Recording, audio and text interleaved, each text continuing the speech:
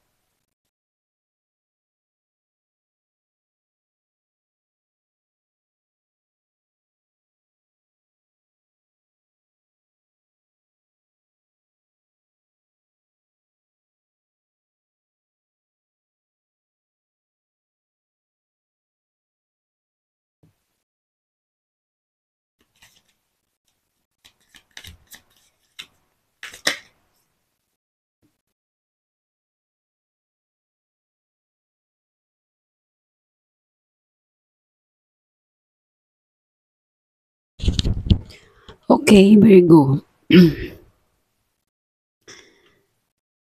Wheel of Fortune, the Fool, the Magician, and the King of Swords.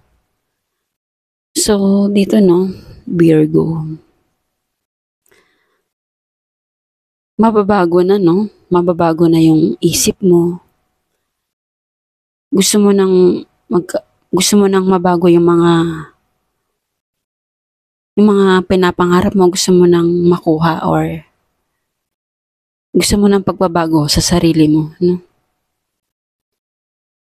Marami ka na siguro ditong napag-aralan or marami ka nang may mga idea ka na, no? Kaya siguro nag-aral kayo, no? At merong mga tumutulong sa inyo para makuha nyo yung mga desire nyo dahil siguro dyan sa pag-aaral ninyo, pagsusumikap ninyo. At gusto nyo dahil nga gusto nyo nang mabago yung sitwasyon na meron sa inyo. Kaya magkakaroon na dito ng kumbaga iikot na yung buhay mo, mababago na siya, no?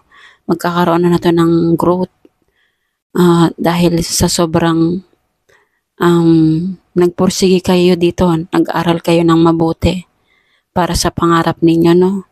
At may mga gumagabay din sa inyo, no?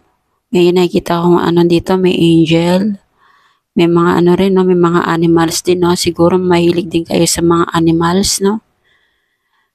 Kaya susubok ka dito na kailangan kong tahakin, ganun ang mindset nyo. Kailangan kong sumubok ng isang bagay para sa pangarap ninyo, no? Meron kang kahit hindi mo pa alam kung paano mo gagawin ng ganyang binabalak mo or sisimulan mo, no? Hindi ka dito natatakot sumubok. Talagang magte-take risk ka dito. Kung magkaroon ng magandang result, okay. Yan ang thinking mo. Kung hindi, at least nag-take ka, no? At least sumubok ka, hindi ka natakot. Pero sa nakikita ko, kahit sa nakikita ko dito, no, susubo ka ng isang bagay na mapagtatagumpayan mo. Mapagtatagumpayan nyo to mga Virgo. Dahil nag-aaral po kayo dito. Alam nyo kung paano ito gagawin. At mayroon kang may mga humihingi ka ng sign. Humihingi ka ng sign sa inyong mga gabay. At talagang alam mo naman kung paano mo gagawin yung binabalak mo para sa sarili mo. Hindi ka dito matatakot, no? Hindi ka papapigil. Hindi ka papapigil dito, Virgo. Dahil matalino po kayo, no? At nagkakaroon kayo dito ng manifestation, no? Manifestation, no? And meron kayo ditong alam nyo na yung gagawin nyo kasi meron na kayong mga tools dito eh. Meron na kayong mga gamit kung paano mo tatahakin, no? Kung paano mo gagawin yung mga pinapangarap ninyo. Kasi matalino po kayo dito. Napakatalino nyo, Virgo. Talagang logical ka mag-isip. Hindi ka dito papatalo, no? Mga Virgo. So, ano pa? Ano pa ang message sa inyo?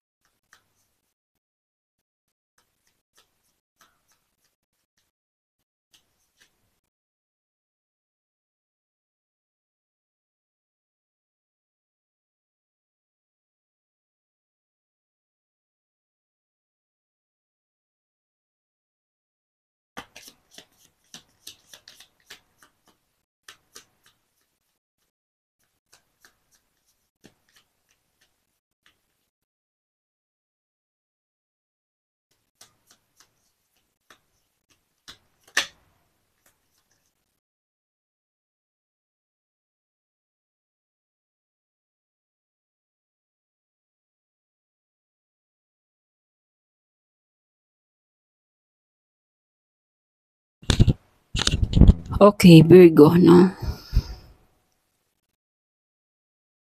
Meron ka talagang meron ka talagang din-develop. Meron kang din-develop sa sarili mo na gusto mong mangyari sa buhay mo, no? Gusto mo tong makuha talaga dahil napaka-motivation nyo po, no? Kaya hindi ka dito natatakot, no? Hindi ka talaga dito matatakot na subukan ng isang bagay na gusto mong mangyari sa sarili mo dahil may kakayahan ka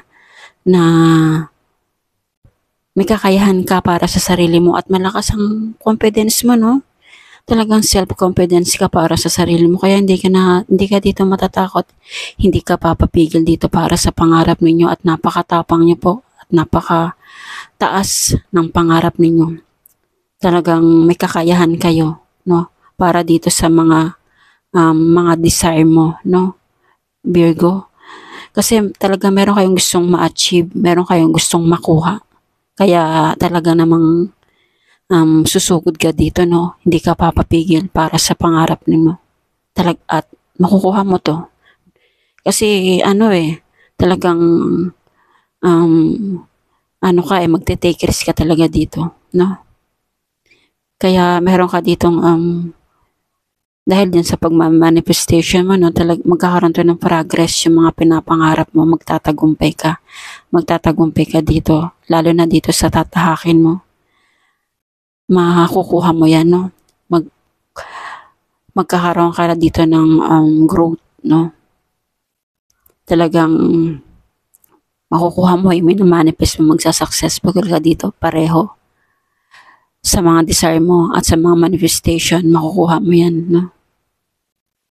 So, kailangan mo lang talagang maging healthy, no? Kailangan malakas ka dito.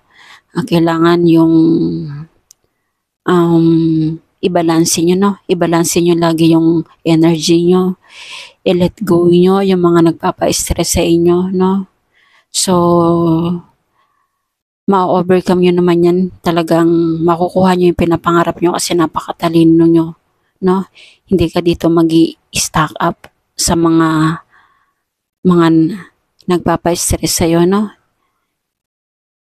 Kasi aalagaan mo dito yung sarili mo. Kasi aalagaan mo talaga yung sarili mo dito. Dahil ayaw mong hindi mo makukuha yung pinapangarap ninyo, no? So, ano pa, Virgo?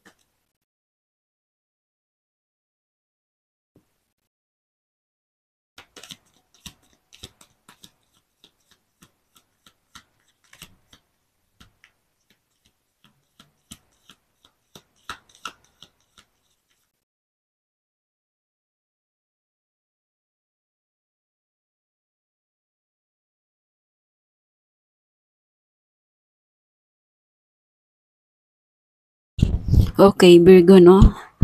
Wow, definitely yes. Oh my God, thank you Lord. Talaga naman, mapapagtatagumpayan nyo tong susubukan nyo, no? Diyan sa pag-take risk nyo. Makukuha mo. To, napaka-synchronize.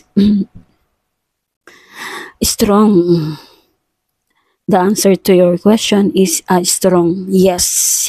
Strong. And yes. Okay, Virgo, no? The answer to your question is strong, yes. Itong mga tinatanong mo, siguro nagtatanong ka sa sarili mo na, Lord, na paano ang gagawin ko? Tulungan niyo ako. Sasagutin ka ng mga gabay mo, no? Mapagtatagumpayan mo to. Lahat yan, oo. Makukuha mo yung mga pinapangarap mo, no? Kaya, subok lang ng subok para makuha nyo yung mga talagang desire nyo, no? Huwag kayong matakot sumubok ng isang bagay na ikasasucess ninyo, no? So, humingi kayo ng mga gabay sa inyong mga gabay at manalangin, humingi kay Lord ng sign para mas lalo nyo patong pagtagumpayan. So, practice lang po ng practice. The best way to good at a skill is to practice until you get it right. So, yan po. Kailangan nyo lang pong itong mga tinatahak nyo, no? Kailangan nyo lang mag-practice ng practice. Yung mga skill ninyo, kailangan nyo mas lalo nyo pang i-explore. Mas lalo nyo pang trabahuhin para hanggat sa makuha nyo na yung mga pinapangarap ninyo. So, Virgo, yan muna sa ngayon ang inyong energy update. So, for the month of November. So, thank you for watching and please like and subscribe. Thank you po and God bless.